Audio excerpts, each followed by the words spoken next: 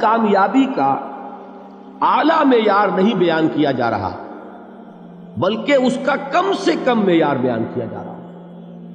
میں ذرا توجہ دلاؤں گا اس بات کی طرف. سطحی طور پر ذرا ہو سکتا ہے کہ اس میں کوئی مغالطہ پیش آ جائے. تقابل کیجئے ذرا. ایک سورۃ العصر ہے، والعصر ان الانسان لفی خسر الا الذین آمنوا وعملوا الصالحات وتواصوا بالحق وتواصوا بالصبر. ایک سورۃ التین ہے، والتین والزیتون وطور سینین وہذا البلد الامین لقد خلقنا الانسان فی احسن تقویم ثم رددناہ اسفل سافلین الا الذین آمنوا وعملوا الصالحات فلہم اجر غیر ممنون. اب ان کا تقابل کیجئے. سورۃ العصر یہ بتا رہی ہے کہ سب لوگ تباہی میں ہیں سوائے ان کے جو 4 شرطیں پوری کریں. سورۃ التین میں اول تو صرف 2 شرطیں بیان ہوئی، 2 بیان نہیں ہوئی. کام ہلکا ہو گیا نا، آسان ہو گیا. یہاں 4 ہیں، ایمان، عمل صالح، تواصی بالحق، تواصی بالصبر. وہاں ہے ایمان اور عمل صالح صرف. نمبر 2 یہ کہ وہاں فرمایا گیا فَلَهُمْ أَجْرٌ غَيْرُ مَمْنُونَ، ان کے لیے تو بہت بڑا اجر ہے جس کا سلسلہ کبھی منقطع نہیں ہوگا. اور یہاں کہا جا رہا ہے وہ کامیابی ناکامی سے بچ جائیں گے. مستثنا ہے کس سے؟ ان الانسان لفی خسر.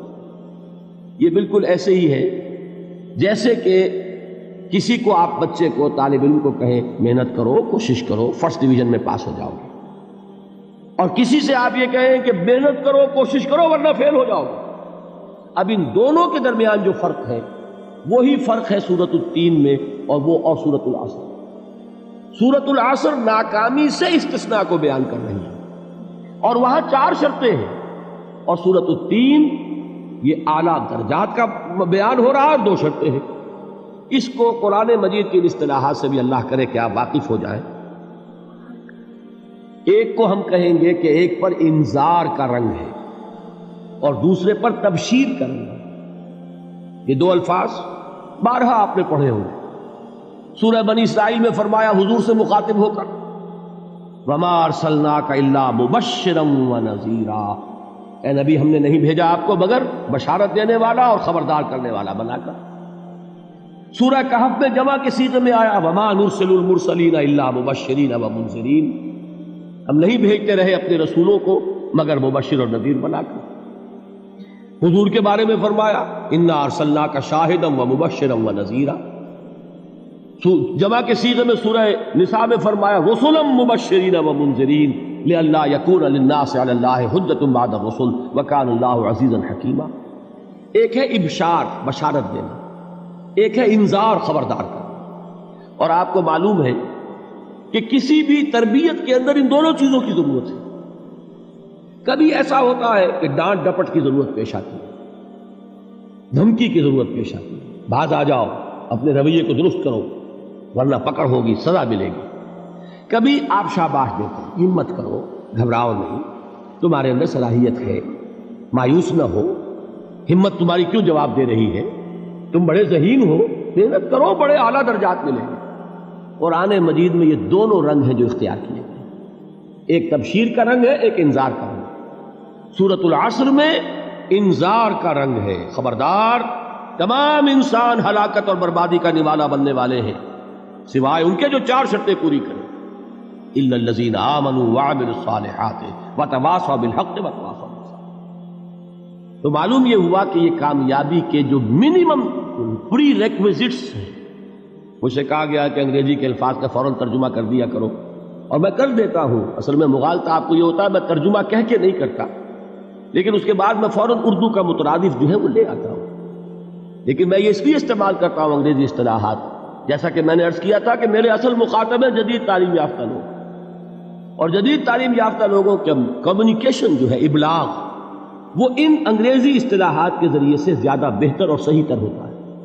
ورنہ وہ بات سمجھیں گے نہیں، اسی لفظ ابلاغ کو وہ نہیں سمجھیں گے اور کمیونیکیشن کو سمجھ لیں گے. یہ ہے اصل میں ساری مصیبت کے جو اس وقت ہمارے سامنے ہے. اس لیے یہ الفاظ ہم استعمال کرتے ہیں. تو میں یہ کیا عرض کر رہا تھا کہ در حقیقت ان الانسان لفی خسر الا الذین آمنوا وعملوا الصالحات وتواصوا بالحق وتواصوا بالصبر. یہ منیمم پری ریکویزٹس ہیں کم سے کم لوازم ہے نجات کے، ان سے کم تر پر نجات کا کوئی سوال نہیں، اس لیے کہ قسم کھا کر اللہ فرما رہا ہے زمانے کی قسم ہے تمام انسان خسارے میں ہیں سوائے ان کے جو 4 شرطیں پوری کریں۔ تو تیسری چیز ذہن میں یہ رکھیے، یہ چاروں شرطیں لازم ہیں، یہ بہت اہم نقطہ ہے۔ ابھی ہم نے کسی لفظ کی گہرائی میں اتر کر نہیں دیکھا ہے، ابھی تو ہم سرسری طور پر تذکر بالقرآن کے مرحلے میں ہیں۔ پہلی بات کیا معلوم ہوئی؟ اس میں کامیابی اور ناکامی کا ایک معیار سامنے آیا، ٹھیک۔ نمبر 2، یہ کامیابی کے کم سے کم شرائط کا بیان ہے، منیمم ریکوائرمنٹس۔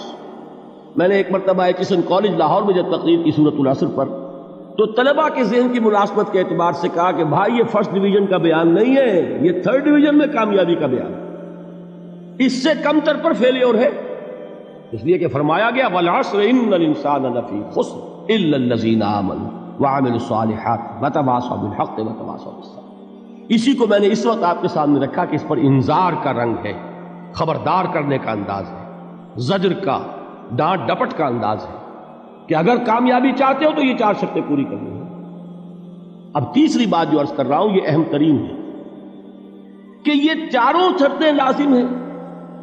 اگر اللہ تعالیٰ نے کامیابی کے لیے 4 شرطیں بیان کی ہوں تو سوچئے کیا مجھے یہ اختیار ہے کہ ان میں سے 1 کم کر دوں، 2 کم کر دوں، 3 کم کر دوں؟ کس کو اختیار ہے؟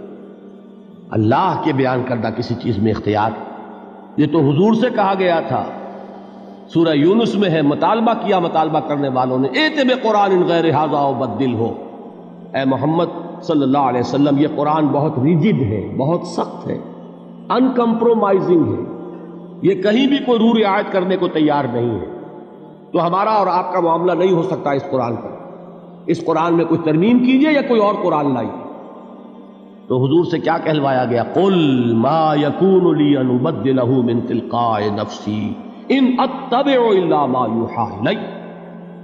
اے نبی ان سے کہہ دیجئے میرے لیے ہرگز ممکن نہیں ہے کہ میں اس قرآن میں اپنے جی سے کوئی ترمیم کر دوں، کوئی تبدیلی کر دوں، میں تو خود پابند ہوں اس کا جو مجھ پر وحی کیا جا رہا ہے، سب سے پہلے میں خود اس پر عمل کرنے والا ہوں، میں خود اس کا پابند ہوں۔ تو غور کیجئے، قرآن بیان کر رہا ہے کہ 4 شرطیں ہیں نجات کی، اور آپ کے دل میں یہ بات بٹھا دی گئی ہے کہ صرف کلمہ گو ہونا نجات کے لیے کافی ہے، صرف ایمان سے نجات ہو جائے گی۔ یہ بات جو ہے ذہن میں رکھیے، ایک نجات وہ ہے جو ہزار برس تک جہنم میں کوئلہ بننے کے بعد نجات ہو، میں اس نجات کی بات نہیں کرتا، وہ نجات تو ملے گی یقیناً۔